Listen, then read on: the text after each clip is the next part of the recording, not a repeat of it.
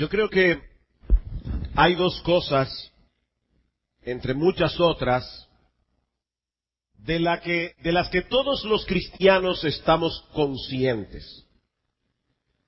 La primera es la enorme importancia que tiene la paciencia para vivir en un mundo como este.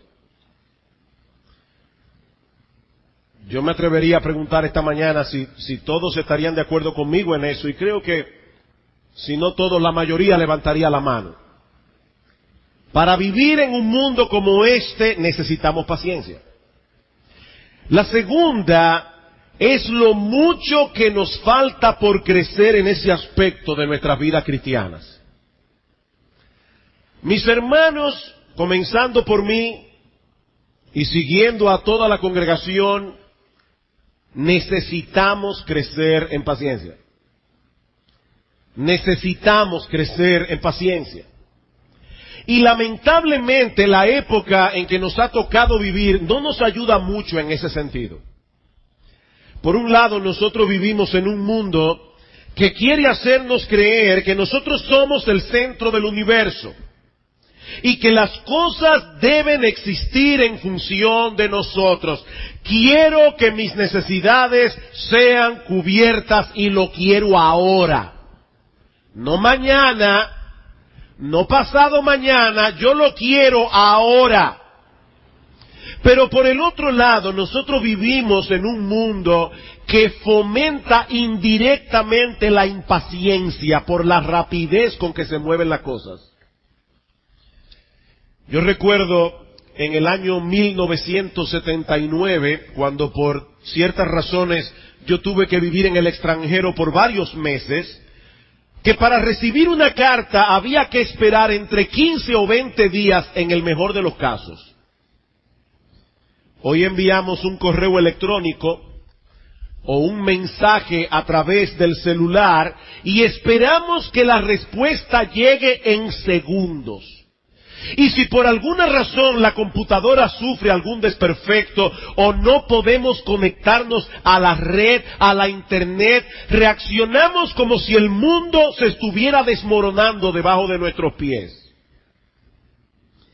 Antes tomábamos una foto y a menos que no fuera una cámara Polaroid, había que terminar el rollo entero para luego llevarlo a revelar antes de que pudiéramos ver cualquier imagen. Hoy nosotros podemos ver la foto inmediatamente en la pantalla de la cámara digital y si no salió bien, no hay problema. Nosotros podemos tomarla de nuevo, chequearla inmediatamente para ver si salió exactamente como queríamos. Y debo aclarar, mis amados hermanos, que a mí no me molesta en absoluto que las cosas sean así. Me encanta vivir en esta época. Pero debemos estar conscientes del potencial que todas estas cosas tienen de fomentar en nosotros la impaciencia. Somos una generación a la que le cuesta esperar y a la que se le dificulta enfrentar los problemas.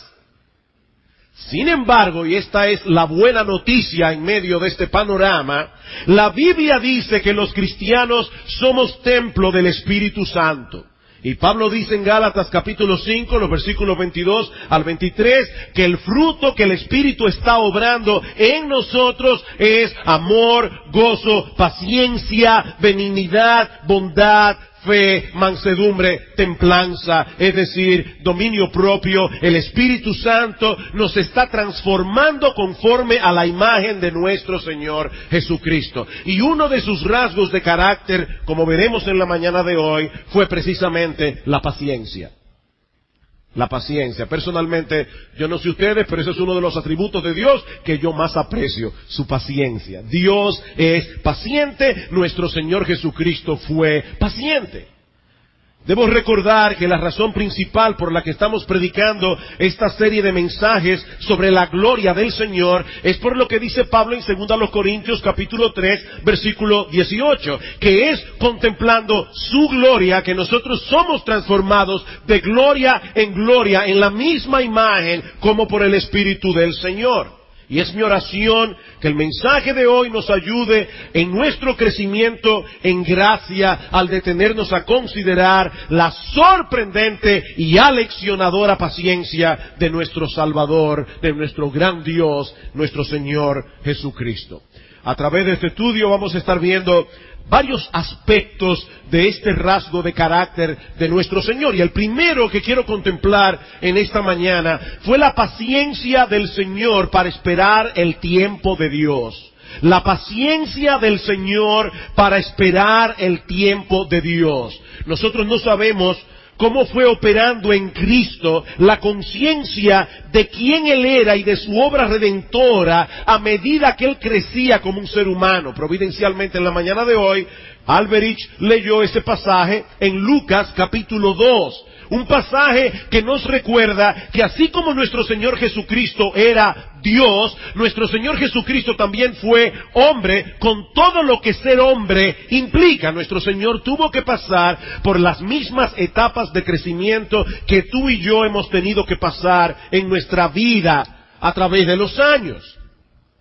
Y una de esas áreas fue precisamente el área intelectual. Dice en ese texto de Lucas que Cristo tuvo que crecer en sabiduría. Cristo tuvo que crecer intelectualmente. Él no nació sabiéndolo todo. ¿Qué conciencia tenía Cristo y en qué momento de la obra que Él vino a realizar? Muriendo en nuestro lugar en la cruz del Calvario. Nosotros no lo sabemos.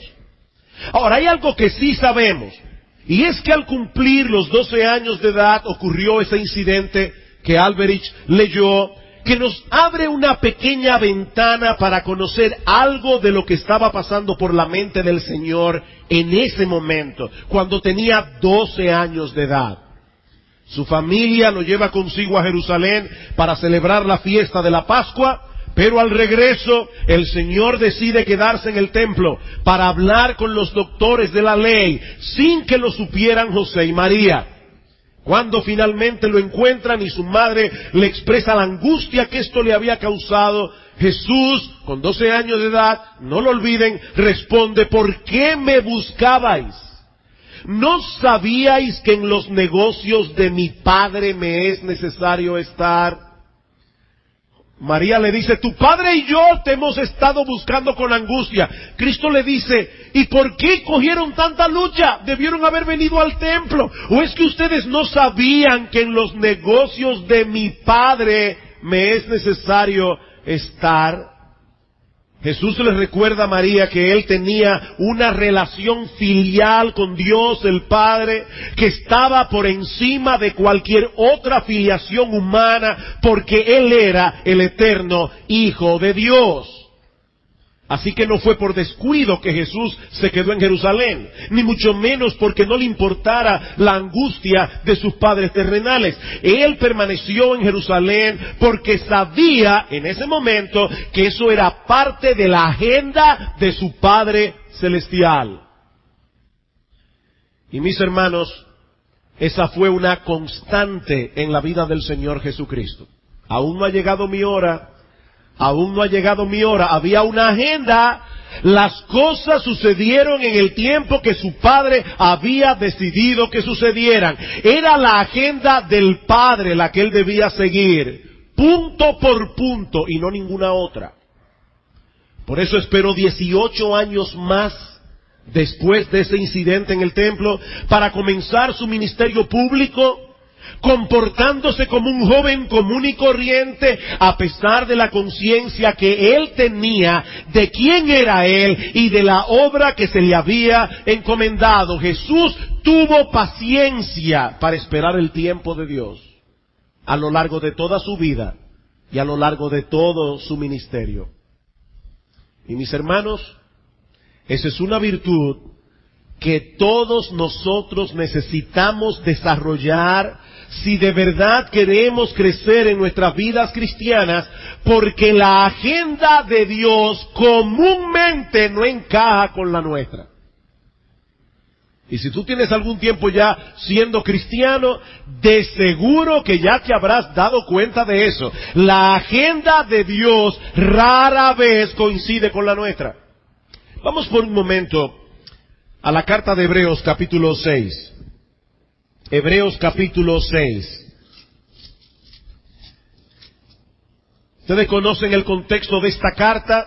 Algunos de estos hermanos de la iglesia, que eran hebreos de nacimiento, pero profesaban la fe de Cristo, estaban siendo presionados para apostatar de la fe. Y el autor de la carta a los Hebreos le dice en el capítulo 6, versículo 11, pero deseamos que cada uno de vosotros muestre la misma solicitud hasta el fin, para plena certeza de la esperanza, a fin de que no os hagáis perezosos, sino imitadores de aquellos que por la fe y la paciencia heredan las promesas.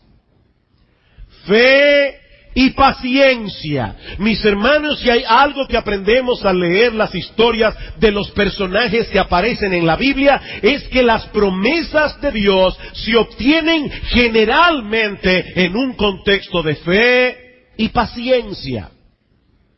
Mientras la fe nos capacita para confiar plenamente en el poder y la bondad de Dios, la paciencia nos capacita para seguir confiando en Él a pesar de las circunstancias a nuestro alrededor.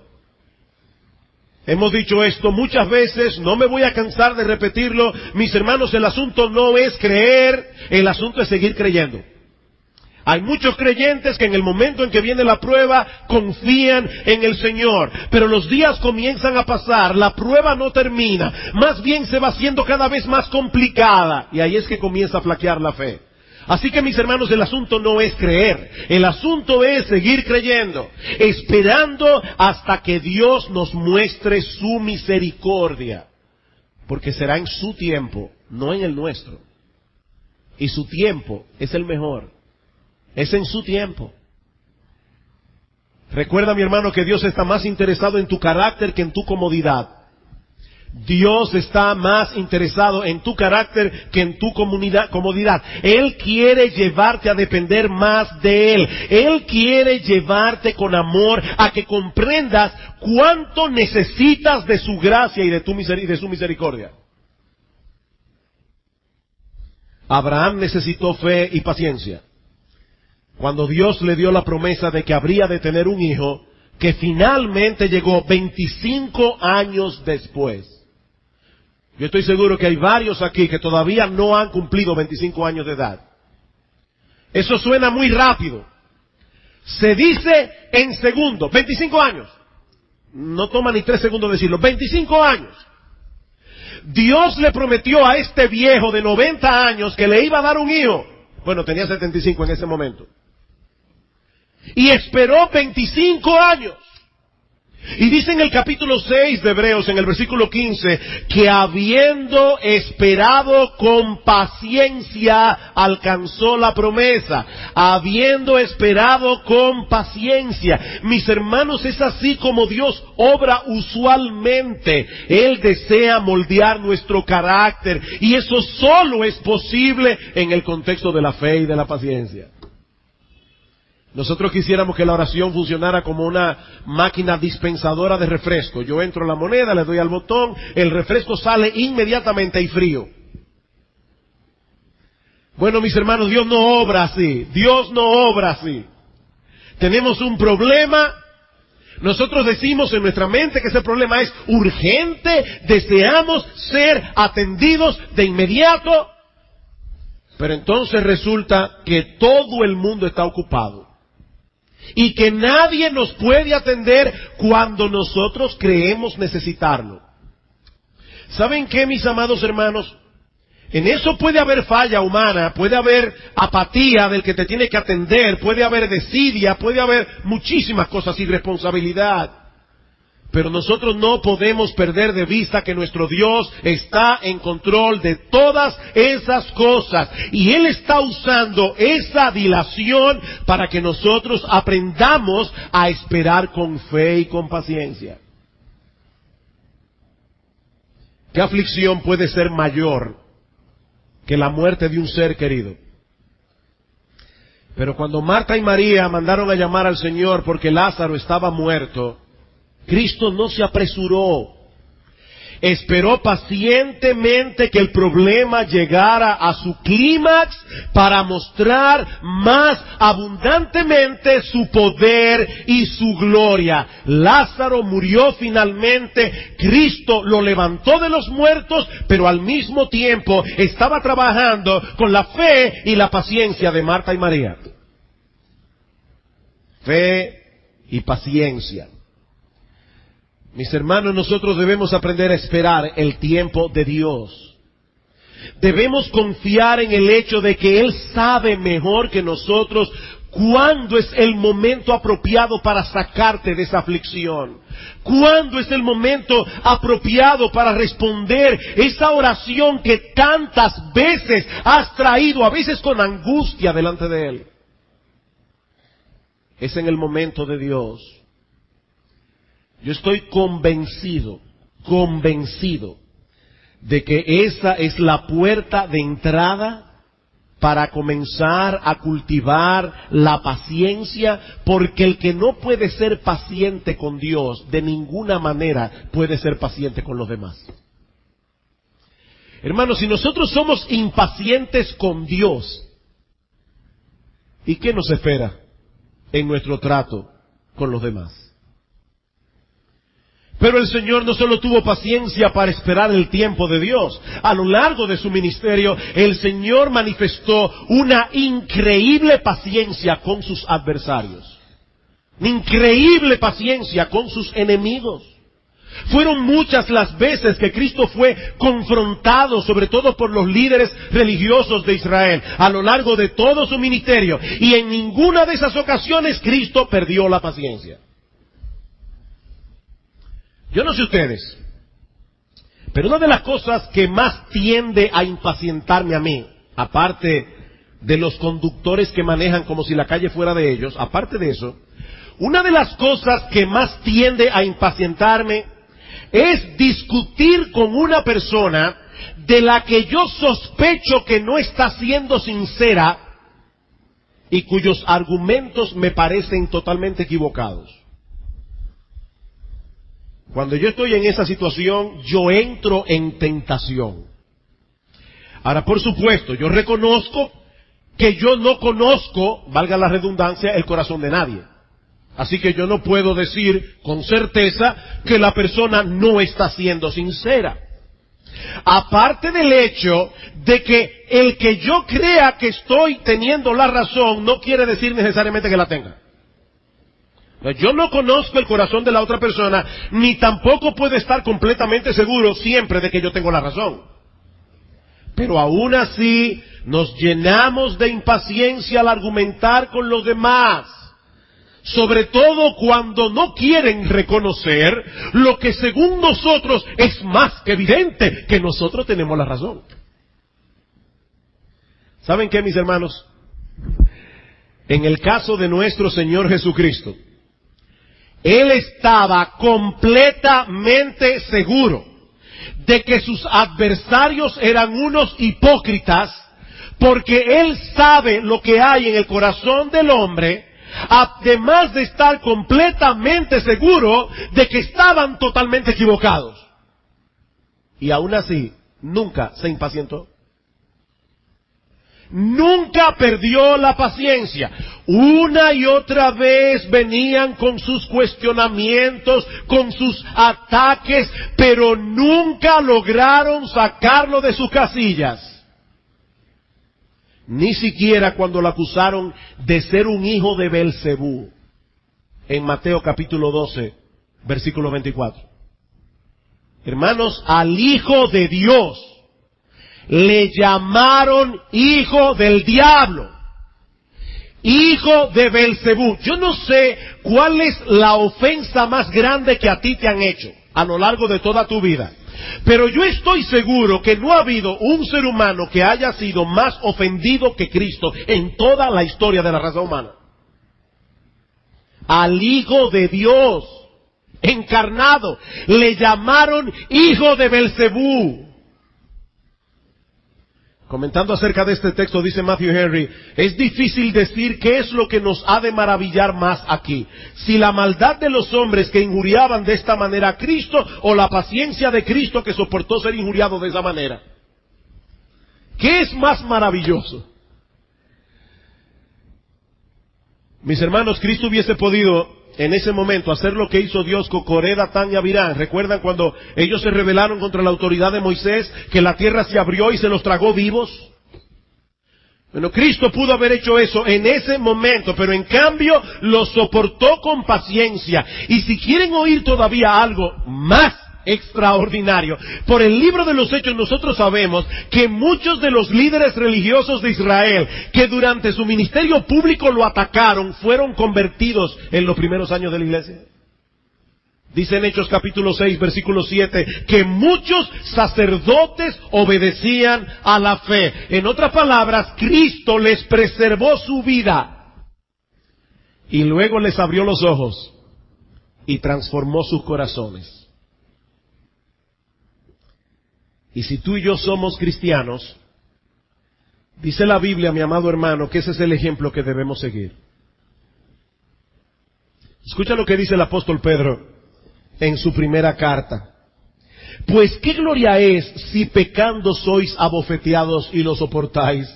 Mas si haciendo lo bueno sufrís y lo soportáis, esto ciertamente es aprobado delante de Dios.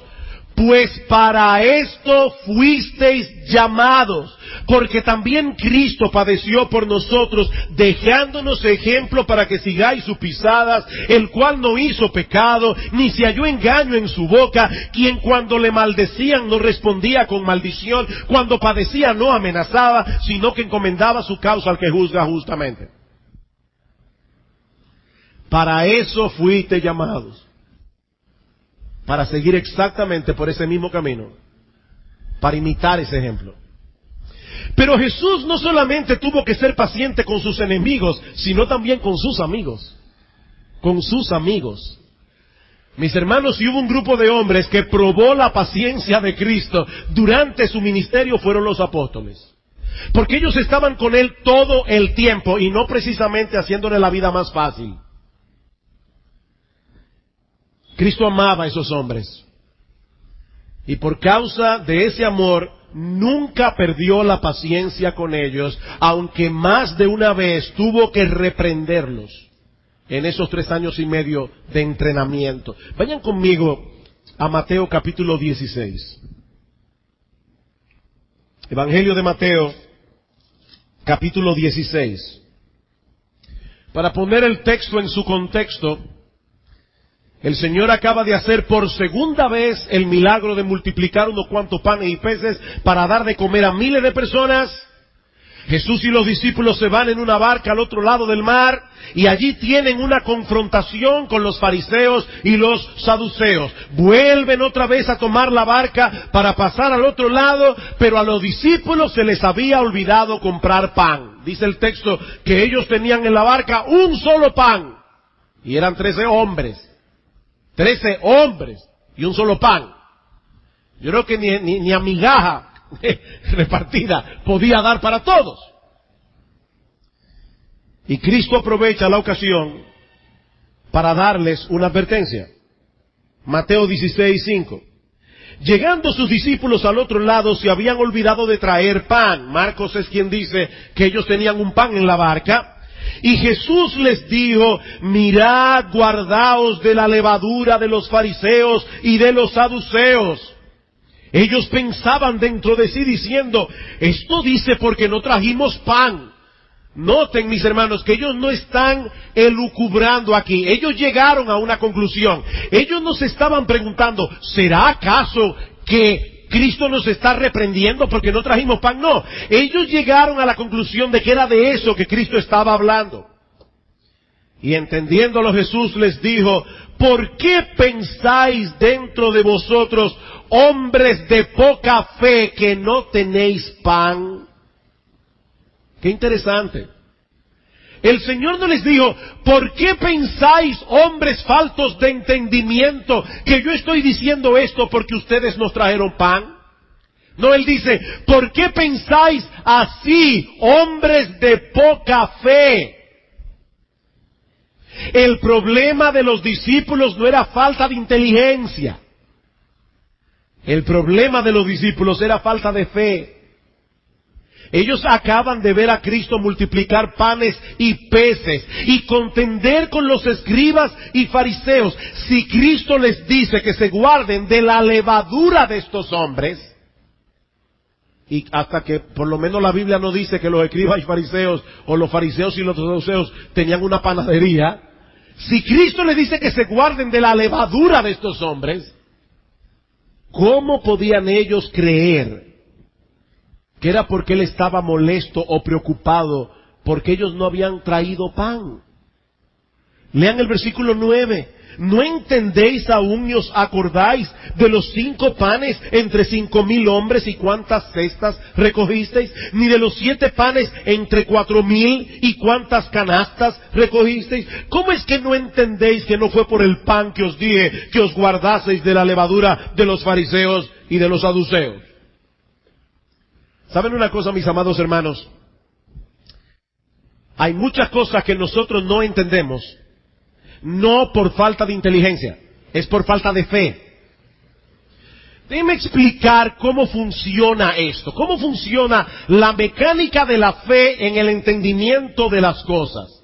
La falta de fe produce ansiedad, y la ansiedad oscurece el entendimiento.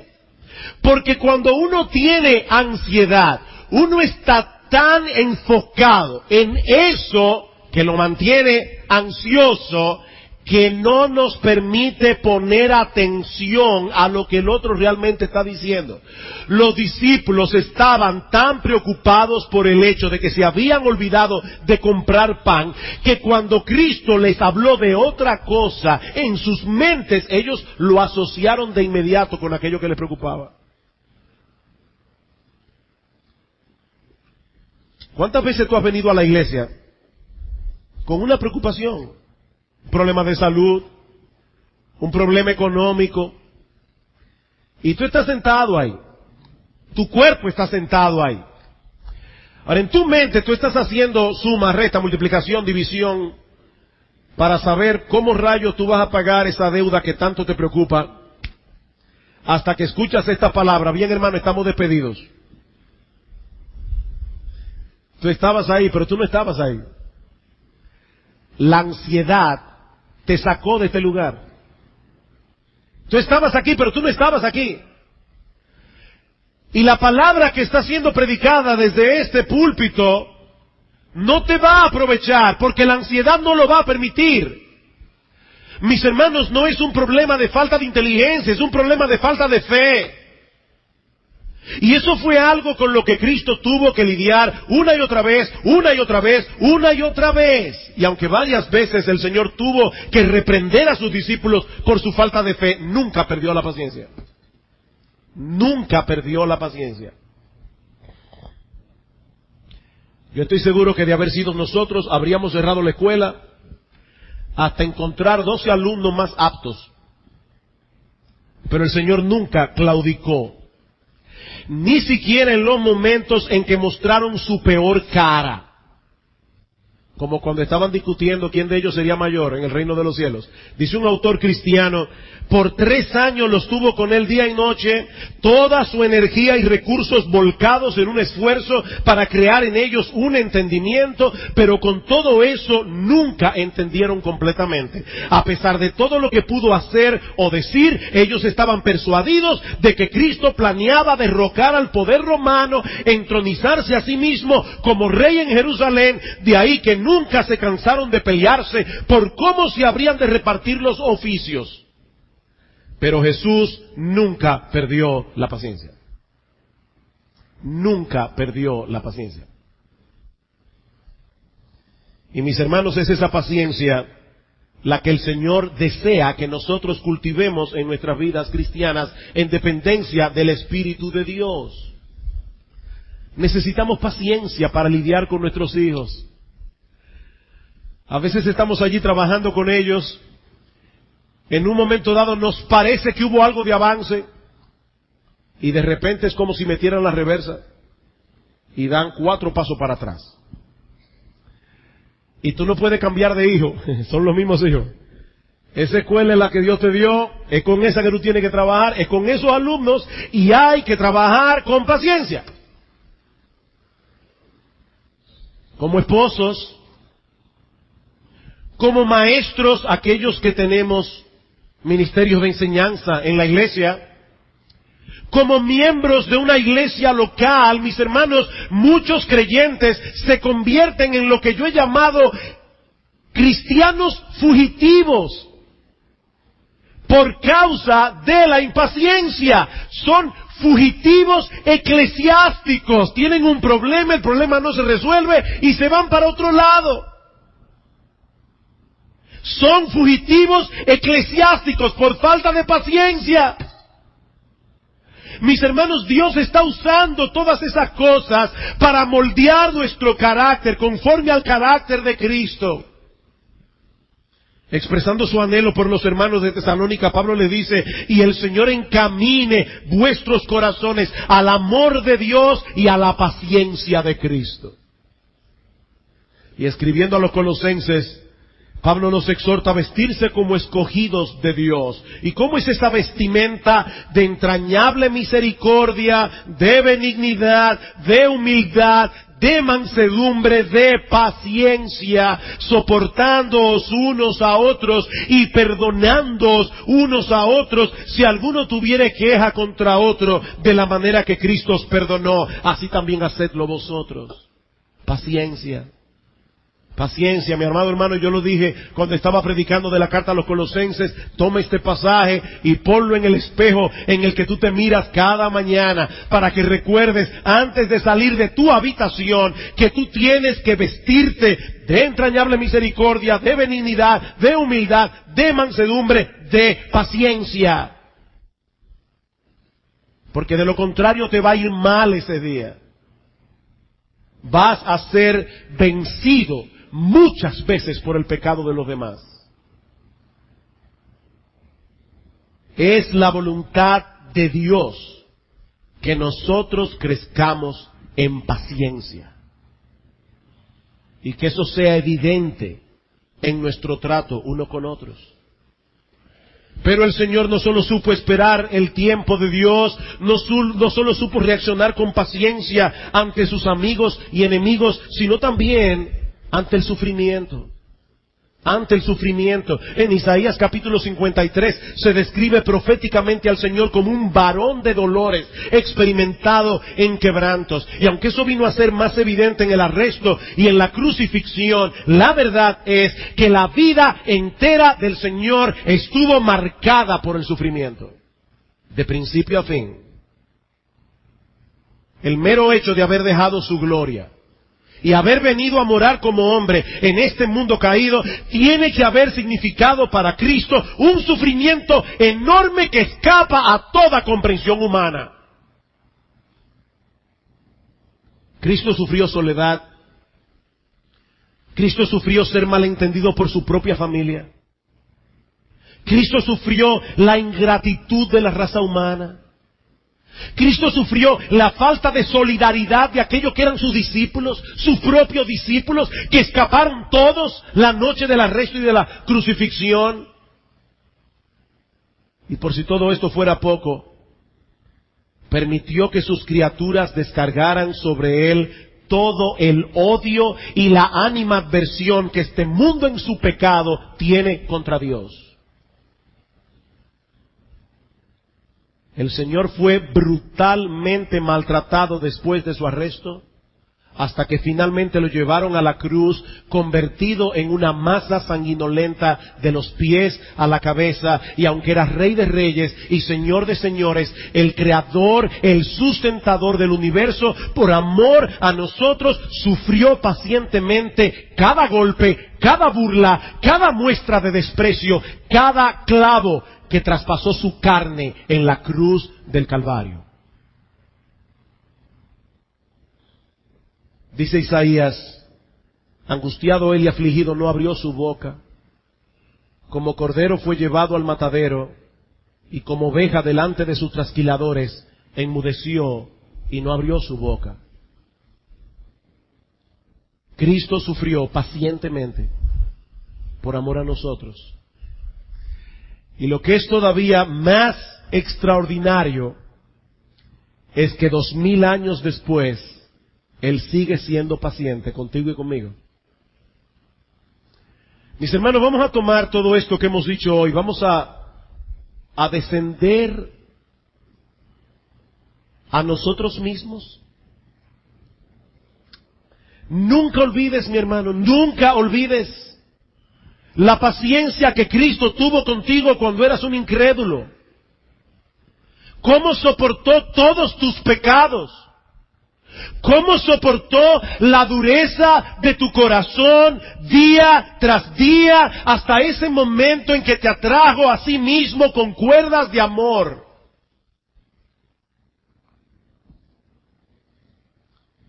Yo recuerdo cuando yo no era creyente,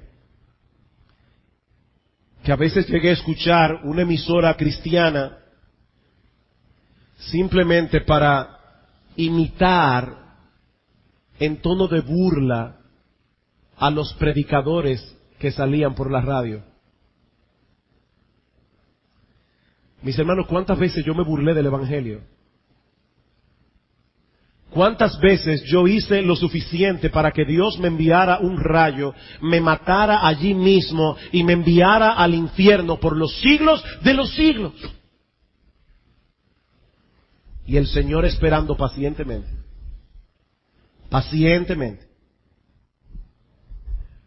Queridos hermanos, nuestras vidas cristianas sufren profundamente el impacto de ese olvido.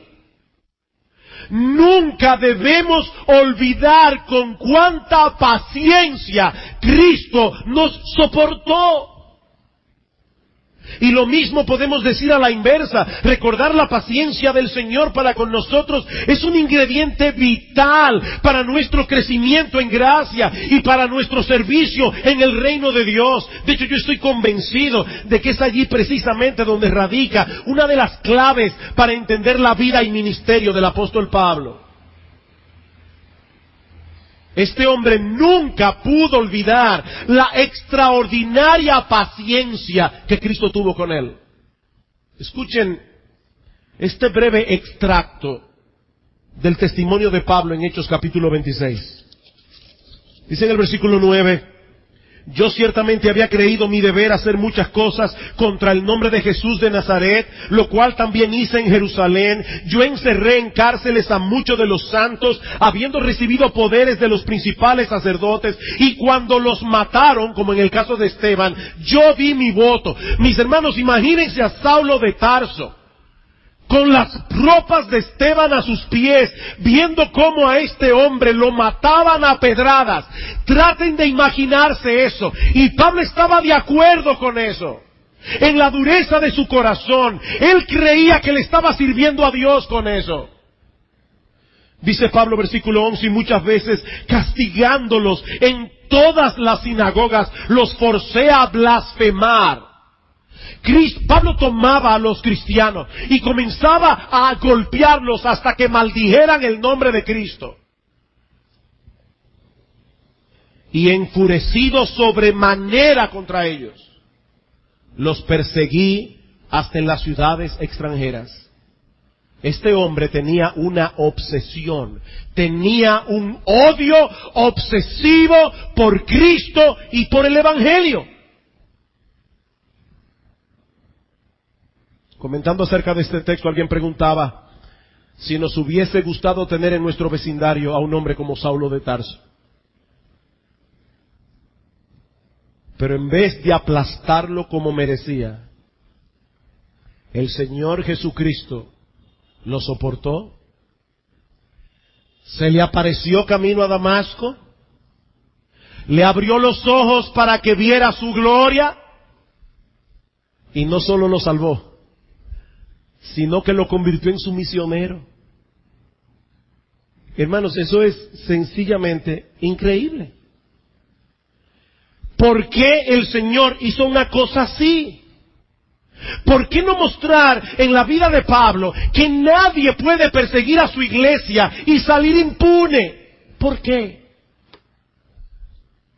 Alguien decía que la respuesta a esa pregunta no debemos buscarla en la persona de Pablo, sino en la persona de Jesús.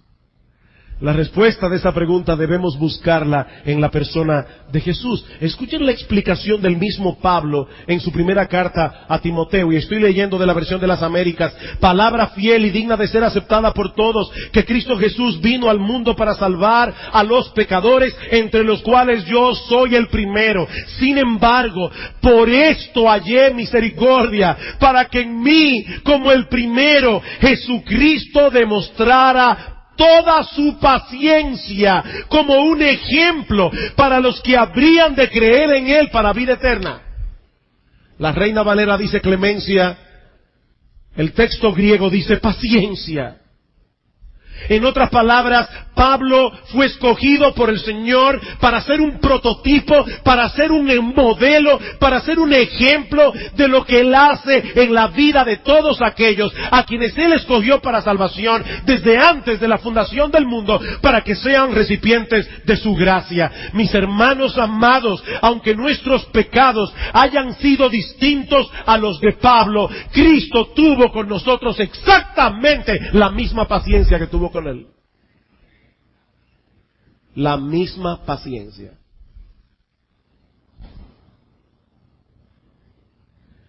Y ahora que somos creyentes, Él sigue lidiando pacientemente con nosotros día tras día, a pesar de nuestras debilidades y pecados, a pesar de nuestra falta de fe, a pesar de nuestra apatía muchas veces, a pesar de nuestro orgullo, a pesar de nuestra falta de amor por los demás. Cristo conoce nuestro corazón perfectamente. Esos pecados que nadie ve, esos pecados que son esos movimientos sutiles del corazón, Cristo los ve, pero Él nos ama con un amor eterno e inalterable y nos soporta con paciencia día tras día. Mis hermanos, es por su paciencia que nosotros seguimos siendo transformados conformes a su imagen. Es por su paciencia que Él nos da todos los días la gracia que necesitamos para vencer las tentaciones, para no apostatar de la fe, para seguir corriendo la carrera con los ojos puestos en Él. Es solo por su paciencia.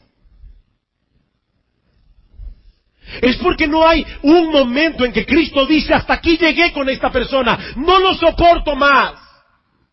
Y créanme, a lo largo de nuestra vida cristiana hemos hecho muchas cosas como para que Cristo pensara así. La pregunta es,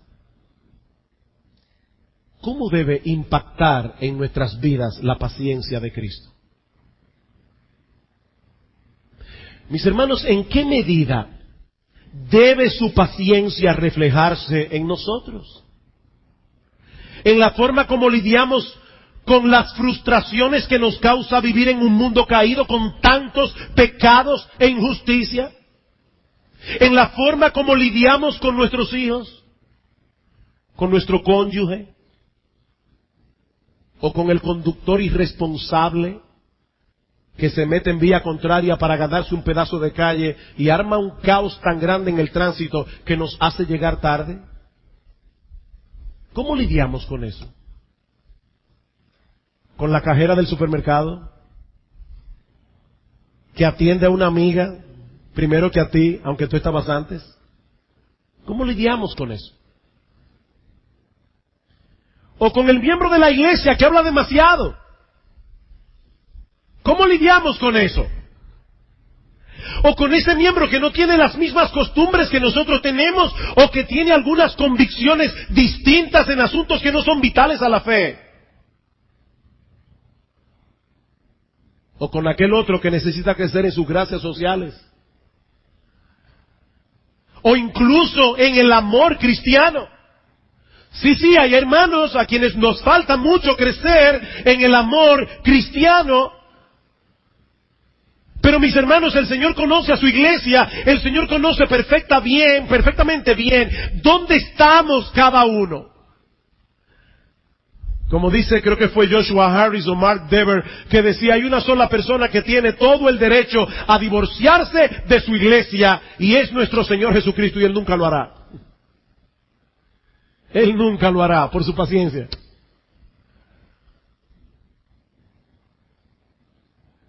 O déjame hacerte esta pregunta que leí recientemente y que con toda honestidad estaba tratando de recordar, pero yo creo que yo nunca me había hecho esa pregunta a mí mismo.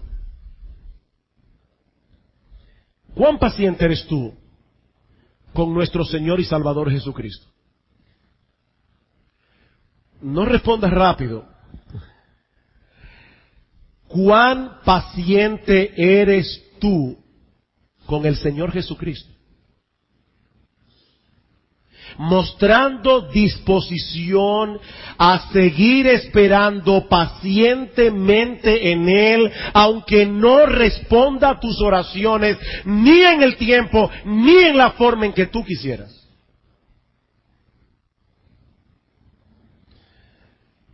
Mis hermanos, yo vuelvo a repetir lo que dije hace un momento.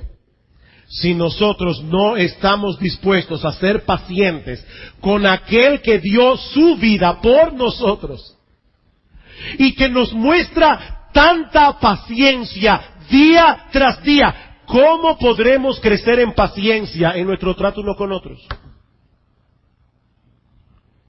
Si ni siquiera tenemos paciencia con Dios, con nuestro Señor y Salvador. Oh, mis hermanos, que el Señor nos ayude a vestirnos como escogidos de Dios, de entrañable misericordia, de benignidad, de humildad, de mansedumbre, de paciencia, de tal manera que podamos soportarnos unos a otros y perdonarnos unos a otros de la manera como Cristo nos perdonó. Y si tú estás aquí sin Cristo, yo no quisiera concluir este mensaje sin darte una nota de advertencia. Mi amigo, el hecho de que estés sentado en este lugar, en este día, es una muestra de que el Señor sigue teniendo paciencia contigo. Es una muestra de que todavía Él te está dando la oportunidad de venir a Él en arrepentimiento y fe. Pero mi amigo, te advierto, no abuses de la paciencia del Señor. No abuses de la paciencia del Señor. Porque hay un día solo conocido por Él,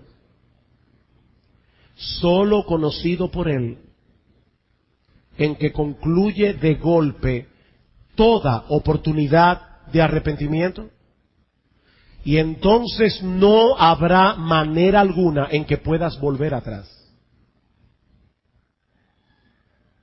Mi amigo, no abuses de la paciencia del Señor, porque la paciencia de Dios está supuesta a llevar a los hombres al arrepentimiento, no a la presunción.